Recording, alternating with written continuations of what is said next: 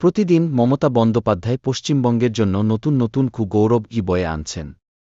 পশ্চিমবঙ্গ এক সময়ের সংস্কৃতি, বুদ্ধিবৃত্তি এবং অগ্রগতির গর্ব আজ জাতীয় নিরাপত্তাকে হুমকির মুখে ফেলে পাসপোর্ট কেলেঙ্কারির জন্য শিরোনামে।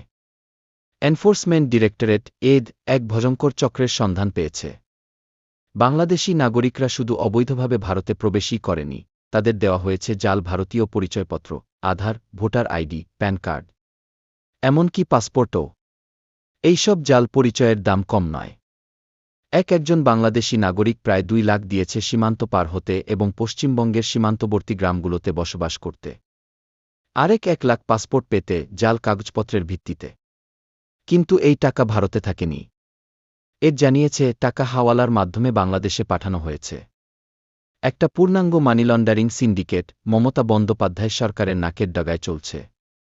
এই চক্রের এক প্রধান অভিযুক্ত আজাদ মল্লিক, একজন বাংলাদেশি, কলকাতা থেকে মল্লিক ট্রেডিং কর্পোরেশন চালাতেন এবং হাওয়ালা সিন্ডিকেট পরিচালনা করতেন। তার সঙ্গী ভারতীয় নাগরিক আলোক নাথ, তাকেও গ্রেফতার করা হয়েছে। এই চক্রে 130 জন অভিযুক্ত, যার মধ্যে 120 জন বাংলাদেশি অনুপ্রবেশকারী। এইসব কিভাবে হল? কে অনুমতি দিল? কে দায়ী? যখন দেশের সীমানা ভেঙে ফেলা হচ্ছে, পরিচয়পত্র বিক্রি হচ্ছে, তখন মমতা বন্দ্যোপাধ্যায় সরকারের নীরবতা কেন? দিদি কি এই চক্রকে রক্ষা করছেন? নাকি চুপচাপ দেখছেন? এটা শুধু একটা কেলেঙ্কারি নয়, এটা জাতির বিশ্বাসঘাতকতা। পশ্চিমবঙ্গের মানুষ, দেশের মানুষ, সবাই জবাব চায়। মমতা বন্দ্যোপাধ্যায়কে জবাব দিতে হবে। এই নির্বাচনে তাকে ছুঁড়ে ফেলে দিন।